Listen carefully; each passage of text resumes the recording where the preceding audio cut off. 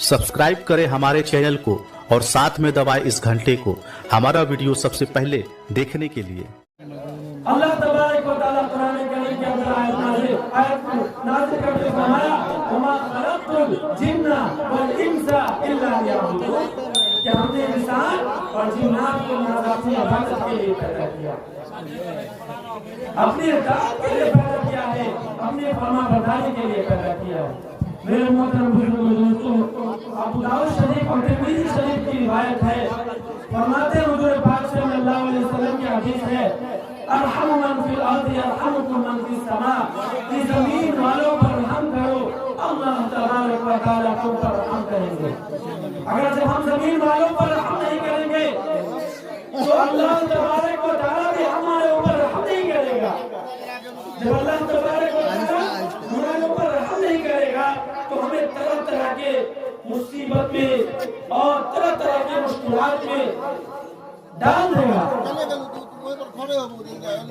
हज़रत खौला बिन्त सालबा के लिए एक वाक़या बयान करता हूँ कि अल्लाह तबारक व तआला से हम तमाम लोगों में से अगर कोई शख्स नहीं सही दिल से अल्लाह से मांगेगा तो अल्लाह तबारक व तआला जरूर उसकी फरियाद को सुनेंगे और जरूर उसकी फरियाद को पूरा करेंगे। एक वाक़या है खौला बिन्त सालबा। खौला बिन्त सालबा को उनके खाविंद ने तलाक ज़िहार दे दी। तलाक ज़िहार उस तलाक को दिया जाता है, उस तलाक को कहा जाता है कि जिसमें खाविंद अपनी बीवी से कहे कि तू मेरी माँ की तरह है। अब मेरे मोहतरम दोस्तों, ये जमाने चाहिए की तलाक है। और खौला बिन्त सालबा हुजूर पाक सल्लल्लाहु अलैहि वसल्लम की खिदमत में जाती है और अर्ज़ करती है, अल्लाह के रसूल, मुझे मेरे खाविंद ने तलाक ज़िहार दे दी है, क्या मुझे मेरे खाविंद ने तलाक ज़िहार दे दी है, इस पर आपका क्या फतवा है? तो हुजूर पाक सल्लल्लाहु अलैहि वसल्लम फरमाते हैं कि तू उस पर हराम हो गई और वो तुझ पर हराम हो गई। खौला बिन्त सालबा फरमाती है कि अल्लाह के रसूल, मुझे उससे बहुत मोहब्बत है और उसको भी मुझसे बहुत मोहब्बत है और मेरे छोटे छोटे बच्चे हैं, अब मेरा क्या होगा? हुजूर पाक सल्लल्लाहु अलैहि वसल्लम फरमाते हैं कि तू उस पर हराम हो गई। वो औरत फरियाद करती रहती है, हुजूर पाक सल्लल्लाहु अलैहि वसल्लम के पास ये मसला पेश करती रहती है।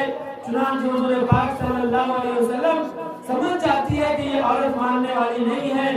हुजूर पाक सल्लल्लाहु अलैहि वसल्लम अपने चेहरे मुबारक को फेर लेते हैं। अब सुनिए कि जो भी इंसान अगर अल्लाह से मांगेगा, अल्लाह के सामने अपनी फरियाद को रखेगा, अल्लाह तबारक व तआला उसकी फरियाद को जरूर पूरा करेगा। तो जब हुजूर पाक सल्लल्लाहु अलैहि वसल्लम अपने चेहरे मुबारक को उस औरत से फेर लेते हैं तो वो औरत कहती है हुजूर पाक सल्लल्लाहु अलैहि वसल्लम से कि आप मेरी बातों को नहीं सुनते हैं तो मैं आपके रब को सुनाती हूँ, और फौरन हाथ उठा करके अर्ज करती है कि अल्लाह इन्नल्लाह अलीमुम बिज़ाति सुदूर, आप तो दिलों की बातों को जानने वाले हैं, आप तो शहर से भी ज्यादा करीब हैं। मुझे मेरे खाविंद ने तलाक ज़िहार दे दी है और मेरे छोटे छोटे बच्चे हैं, अब मैं इस काबिल नहीं हूँ कि अपनी जिंदगी गुजार सकूं और मैं अपने छोटे छोटे बच्चे को अपने खाविंद के हवाले कर दूं, तो इस बात का डर है कि ये बच्चे को हलाक न कर दे। हुजूर पाक सल्लल्लाहु अलैहि वसल्लम जब इस बात को नहीं सुनते हैं तो वो औरत अल्लाह के दरबार में हाथ उठा करके ये अर्ज करती है। चुनांचे रिवायतों के अंदर आता है कि ये वाक़या जो है हुजूर पाक सल्लल्लाहु अलैहि वसल्लम के घर के अंदर पेश आता है। अम्मा आयशा रज़ियल्लाहु ताला अन्हा फरमाती है कि मुझे उस औरत के ऊपर तरस आने लगता है, परेशानी के आलम को देख करके, परेशानी को देख करके اما عائشہ رضی اللہ تعالیٰ عنہ فرماتی ہے کہ مجھے اس عورت کے اوپر ترس آنے لگتا ہے اور کہ اچانک وحی آنا شروع ہو جاتی ہے. تو اما عائشہ رضی اللہ عنہ فرماتی ہے کہ ٹھہر جاؤ وحی آ رہی ہے. جب حضور پاک صلی اللہ علیہ وسلم کے اوپر سے وحی کے آثار ختم ہو جاتے ہیں تو حضور پاک صلی اللہ علیہ وسلم فرماتے ہیں کہ خوش ہو جاؤ. اس عورت سے فرماتے ہیں کہ اب پریشان ہونے کی ضرورت نہیں ہے. اب حضور پاک صلی اللہ علیہ وسلم فرماتے ہیں خوش ہو جاؤ.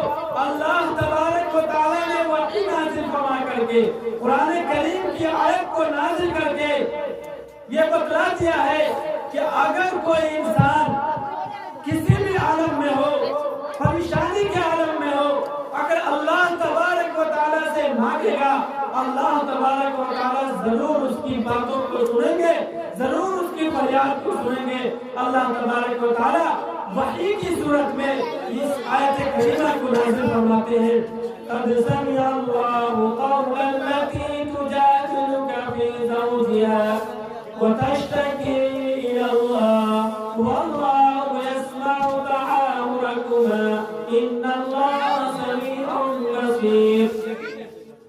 اللہ تبارک و تعالیٰ فرماتے ہیں کہ ہم نے سن لیا اس عورت کی فریاد کو جو اپنے خاوند کے بارے میں جھگڑ رہی تھی, آپ سے فریاد طلب کر رہی تھی, آپ سے مسئلہ دریافت کر رہی تھی. تو یہ کوئی طلاق کوئی طلاق نہیں ہے. طلاق کوئی طلاق نہیں ہے. ماں تو صرف وہی ہوتی ہے جس نے جنا ہے. ماں بیوی ماں نہیں ہو سکتی لیکن اس کی سزا ہے. خاوند نے جو طلاق دیا تھا اپنی بیوی کو, اس کے بارے میں اس آیت کریمہ کو اللہ تبارک و تعالیٰ نے نازل کر کے بتلا دیا. یہ طلاق کوئی طلاق نہیں ہے بلکہ ماں بیوی کبھی نہیں ہو سکتی. ماں تو وہی ہوتی ہے جس نے جنا ہے, لیکن اس کی سزا یہ ہے کہ 60 مسکین کو کھانا کھلائے یا ایک غلام آزاد کرے. تو میرے محترم دوستو, اس واقعے کو بیان کرنے کے بعد یہ بات سمجھ میں آتی ہے کہ اگر اللہ تبارک و تعالیٰ کے سامنے ہم روئیں گے, گڑگڑائیں گے, اپنے گناہوں کو پیش کر کے اللہ سے مانگیں گے تو اللہ تبارک و تعالیٰ ہمارے تمام گناہوں کو معاف فرما دے گا. ایک اور واقعہ بیان کر کے میں اپنی بات کو ختم کرتا ہوں. اس واقعے سے بھی یہ بات سمجھ میں آ جائے گی کہ اللہ تبارک و تعالیٰ اپنے بندوں کے اوپر کتنا مہربان ہے اور اللہ تبارک و تعالیٰ اپنے بندوں سے کتنا محبت کرتے ہیں. ایک گناہگار عورت کا واقعہ.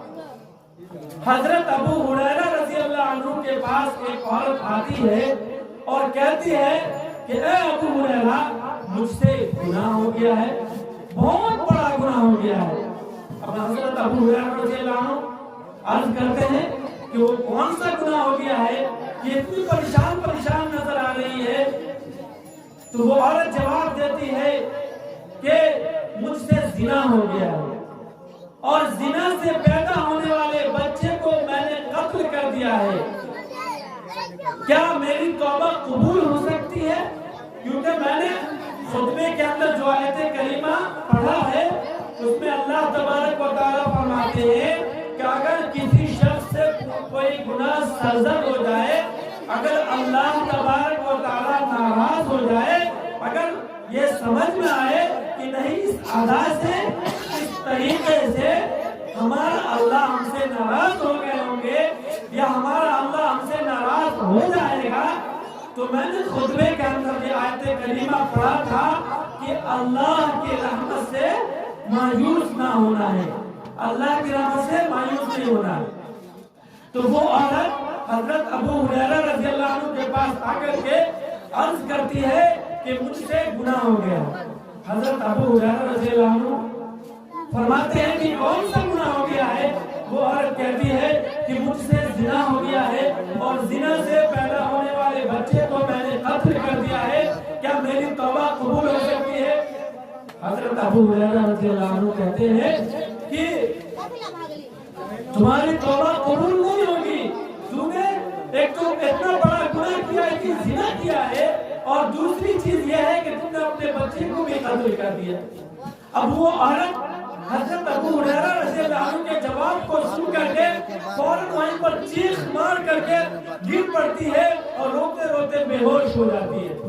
یہ دیکھیے اللہ کا ڈر کتنا اس عورت کے اندر ہے کہ روتے روتے چیخ مار کر کے وہیں پر گر جاتی ہے اور بے ہوش ہو جاتی ہے۔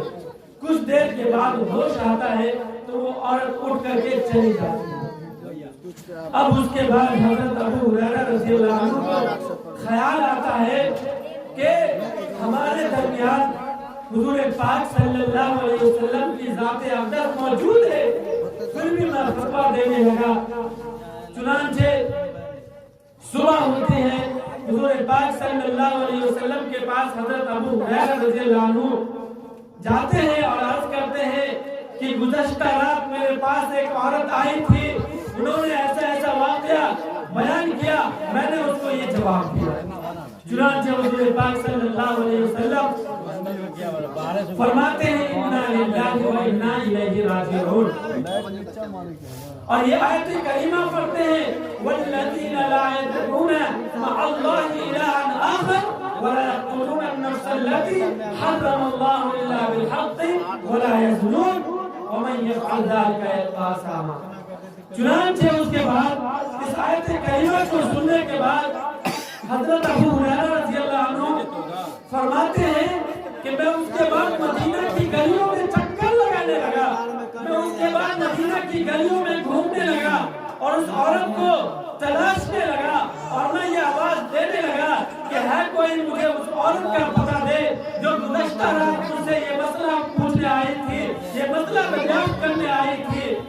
اور ادھر بچے میری حالت کو دیکھ کر کے، میری حالت یہ ہو گئی تھی کہ بچے میری حالت کو دیکھ کر کے یہ کہہ رہے تھے کہ ابو ہریرہ دیوانہ ہو گیا ہے، ابو ہریرہ پاگل ہو گیا ہے۔ میرے بھائیوں، میرے محترم بزرگوں، دوستوں، کہ اچانک وہ عورت مل جاتی ہے تو حضرت ابو ہریرہ رضی اللہ عنہ اس عورت کو کہتے ہیں کہ تمہاری توبہ قبول ہو گئی، اور حضور پاک صلی اللہ علیہ وسلم نے فرمایا ہے کہ تمہاری توبہ قبول ہے اور تمہارے گناہوں کو بخش دیا گیا۔ اب وہ عورت جنہوں نے زنا کی تھی، جنہوں نے اپنے بچے کو ہلاک کیا تھا، وہ خوشی کے مارے بے ساختہ اپنے خوشی کے مارے اپنے باغ کو مسکین کے حوالے کر دیتی ہے۔ تو میرے محترم بزرگوں، دوستو، اس آیت کریمہ کو، اس واقعے کو بیان کرنے کے بعد یہ بات سمجھ میں آتی ہے کہ اگر ہم سے کوئی گناہ سرزد ہو جائے، اگر ہم سے ہمارا اللہ ناراض ہو جائے، تو ہمیں اللہ کی رحمت سے مایوس نہیں ہونا ہے، بلکہ ہمیں اللہ کے سامنے ہاتھ اٹھا کر کے اللہ کے سامنے رونا ہے، گر گرانا ہے، اللہ سے ماننا ہے۔